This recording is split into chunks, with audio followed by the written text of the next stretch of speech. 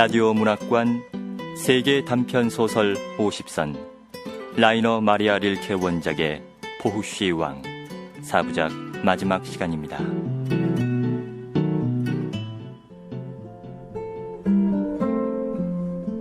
지난 이야기, 포후쉬는 바나바 교단의 수녀가 된 아글라야 공주를 회상한다. 그녀는 그의 수호성인이었다. 녹색의 목요일, 아글라야를 만나러 성당에 간 그는 그녀가 없음을 알고 절망한다. 그 후 사람들은 포후쉬가 변했다고 수군거린다. 어느 날 저녁, 그는 자신의 집 지하실에서 레체크가 이끄는 비밀 정치 모임을 목격한다.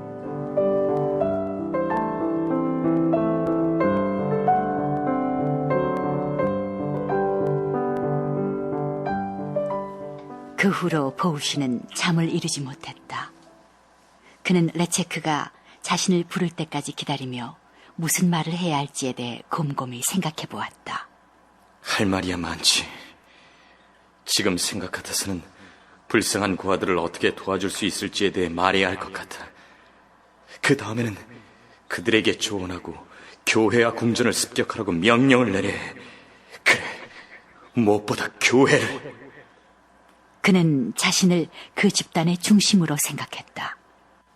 나는 아름다운 카롤라와 힘센 수많은 젊은이들이 경외심을 가지고 맹목적으로 복종하는 주인이야.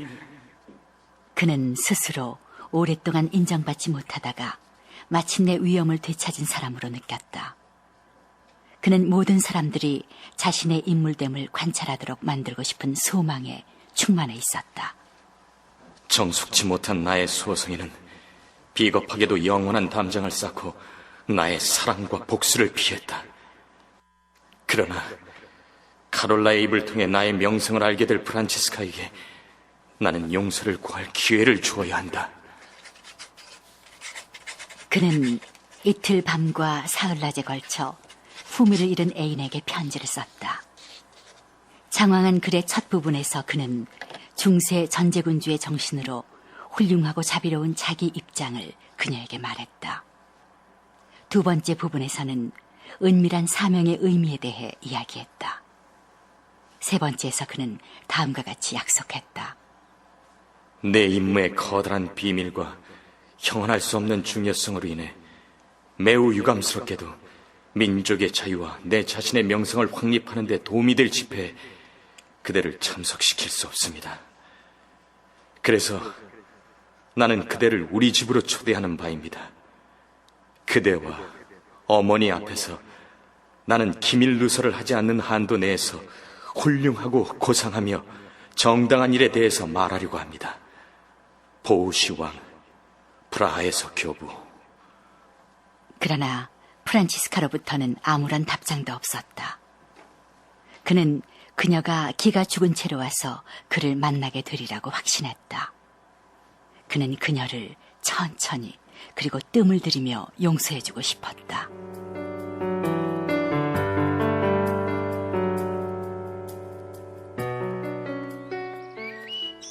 포후쉬가 어머니와 프란치스카 두 사람에게 저녁 연설을 약속했던 그날 아침이 밝아왔다. 그는 간밤에 식당과 술집들을 전전하면서 밤을 지샌 탓에 기진맥진하여 주택가로 살그머니 접어들고 있었다. 두 명의 하녀가 커다란 시장 바구니를 든 채 웃고 떠들면서 그를 향해 다가왔다. 그들의 눈은 생기발랄했다. 잠시 뒤에는 두 명의 보병 병사가 그를 따라잡았다. 그 발소리는 경쾌한 박자로 포도 위에 울려 퍼졌다. 이처럼 신선하고 유쾌한 활기속을 기어가는 곱사등이는 창백하고 초라한 모습이었다. 그는 달콤한 향기가 나는 화단을 기어다니는 독을 지닌 흉측한 두꺼비 같았다. 하지만 그는 전혀 깨닫지 못하고 있었다. 페르디난트 거리의 모퉁이에서는 남자들과 하녀들 사이에 섞여있던 어떤 하인이 최스키 쿠리르의 기사를 읽었다. 조금 떨어진 곳의 찻집에서 나온 나이든 신사는 동행자에게 독일어로 말했다. 그들은 매우 위험한 친구들이야. 사람들이 할 일은 더 이상 알아들을 수 없었다. 그 옆에 젊은 사람은 말 한마디 마디마다 고개를 끄덕이며 진심으로 동조했다. 구경 카페 근처에 왔을 때 보우씨는 창문 뒤에 있는 노린스키를 알아보았다. 그는 누군가에게 영웅적인 방식으로 무엇인가를 설명하는 것처럼 보였다. 들어갈까? 아니야, 피곤해. 그냥 집으로 가자.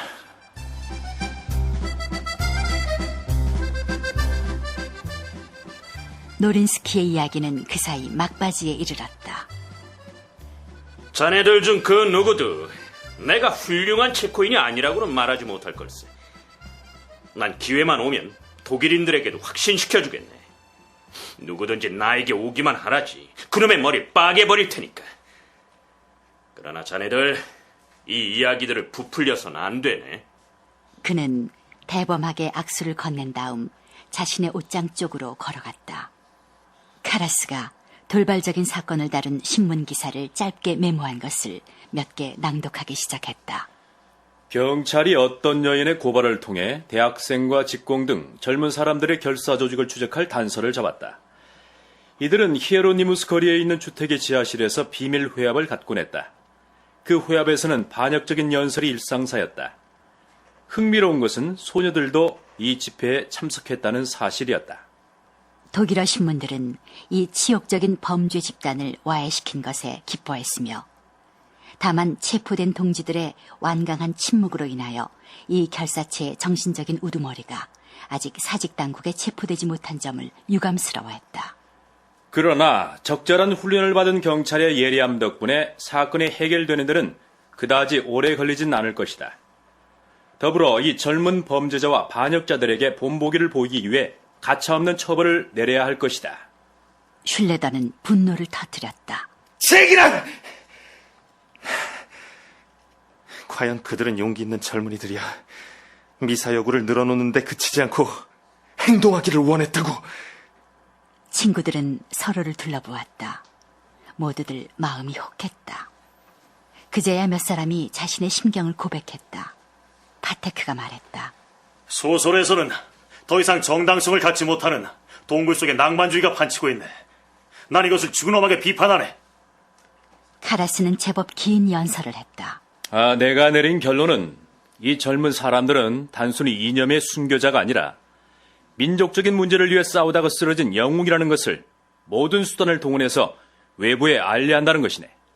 하지만 난 여기에서 어설픈 젊은이들의 미숙함을 비판하지 않을 수 없네. 나는 그들이 그러한 불법적인 행위보다는 삶과 정치적인 연극에서의 활동을 통해 보존할 수 있다고 보네. 갑자기 그가 말을 중단했다. 레체크가 그들 앞에 나타났다. 창백한 얼굴에서 검은 두 눈이 불타는 대학생은 비평가의 마지막 말을 들은 것 같았지만 아무런 대꾸도 하지 않고 조용히 자리에 앉아 차이를 마셨다. 그의 딱딱한 손이 가늘게 떨렸다.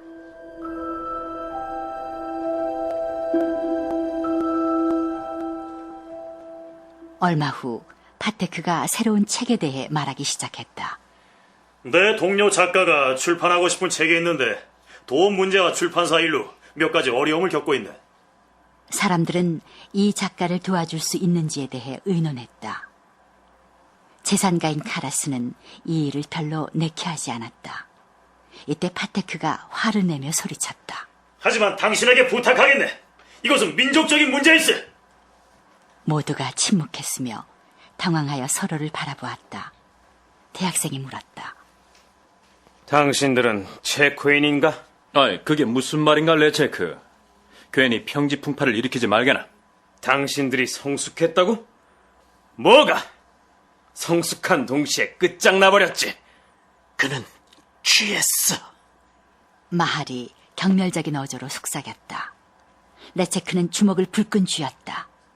그러나 그는 뒤로 물러섰다.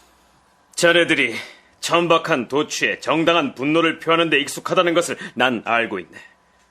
그러나 단 한 가지만 말하지. 민중은 성숙하지 않았네. 자네들이 스스로 끝장났다고 느끼면 자네들은 민족의 적이자 배신자야! 레체크는 장교인 파테크의 얼굴 앞에 주먹을 갖다 대더니 한마디 말도 없이 홀을 빠져나갔다.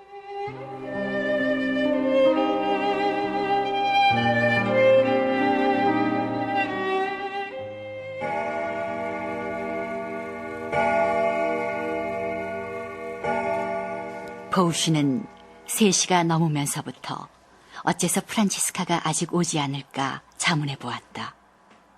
그는 뒷짐을 지고 작은 방 안을 불안하게 서성댔다. 그는 때때로 작은 키의 늙은 여자가 앉아서 바느질을 하고 있는 창문가에 멈춰 섰다. 어머니가 가서 그녀를 데려오셔야겠어요. 어머니는 눈에서 커다랗고 둥근 안경을 쳐들더니 고개를 끄덕였다. 그녀는 노란색의 쇼를 어깨 주위로 끌어당겼다. 엄마. 그의 목소리는 병든 아이 같았다. 불안감에 휩싸여 있던 어머니는 이것을 이해했다. 그녀는 성장해서 부자가 되었고 엄마가 되었다. 이 조용한 말 한마디를 통해 그렇게 된 것이었다. 그녀 마음속의 모든 불안은 돌연 재산이 되었다. 아직 무방비 상태로 어쩔 줄 모르던 그것은 그녀가 조용히 팔을 벌렸을 때 강력해졌다. 이것이 보우쉬에게는 귀향과 같았다. 엄마. 보우쉬는 커다랗고 무거우며 혼란스러운 자신의 머리를 그녀 가슴에 밀착시켰다. 그는 뜨거운 두 눈을 감았다. 그는 이 끝없이 깊은 사랑 속으로 빠져들어갔다. 그는 침묵했다. 그러자 내면 속에 있던 어떤 것이 울기 시작했다. 그는 이 울음소리를 정확히 들었다. 우는 사람은 바로 어머니였다. 보우쉬는 눈꺼풀을 더 이상 내리깔 수 없었다. 그 뒤에는 눈물이 기다리고 있었다. 수많은 눈물이.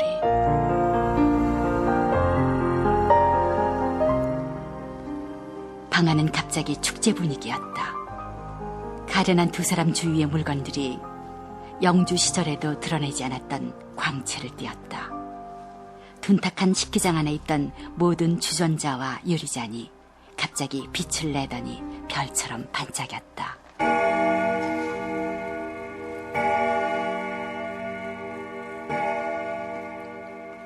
시계가 종을 쳤다. 5번이었다. 어머니가 걸음을 옮겼다. 대체 어디로 가시려고요? 프란치스카를 데려와야지.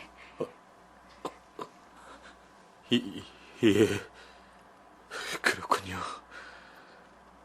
프란치스카를 데려오세요. 이것이 작별 인사였다.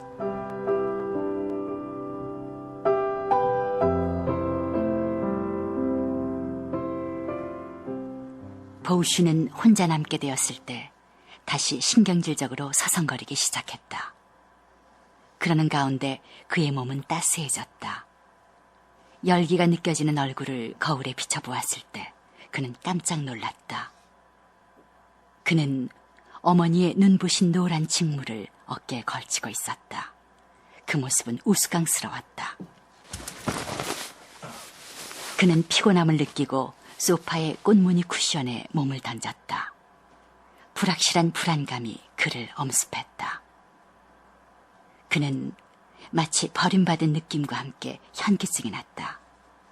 그는 점점 뒤로 물러나다가 마침내 문 옆에 방구석에 있는 의자에 쪼그리고 앉았다. 그러자 평온이 찾아왔다. 이제 일이 끝났어. 나는 모든 것을 말했고 어머니는 모든 것을 알고 있어. 그리고 나도.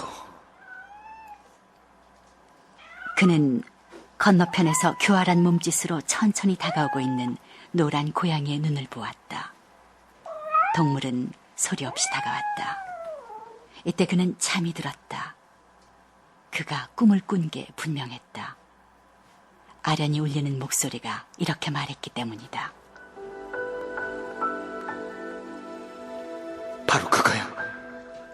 레체크, 제발. 그것은 비밀이야. 화가는 민중을 그려야 하고 민중에게 그대는 아름다워라고 말해야 해. 시는 민중을 노래해야 하고 민중에게 그대는 아름다워라 하라고 말해야 해. 민중은 아름다워라. 그의 입가에는 선량하고 경건한 미소가 번지기 시작했다. 그는 계속 중얼거렸다. 나는 그것을 결코 누설하지 않겠어. 그 다음에 그의 꿈은 너무 깊어져서 그 어떤 말도 더 이상 입술까지 이르지 못했다.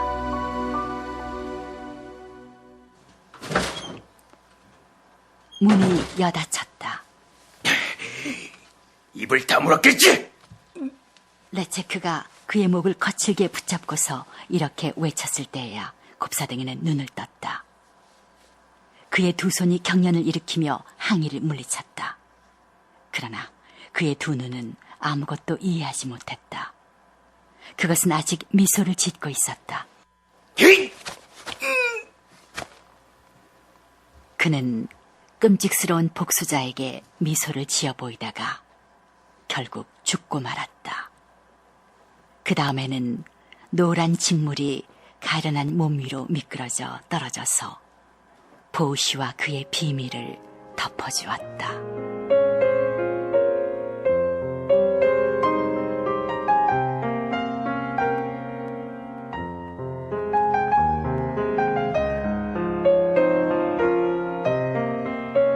라디오 문학관 세계 단편 소설 50선 라이너 마리아 릴케 원작의 보후시 왕 마지막 회를 들으셨습니다.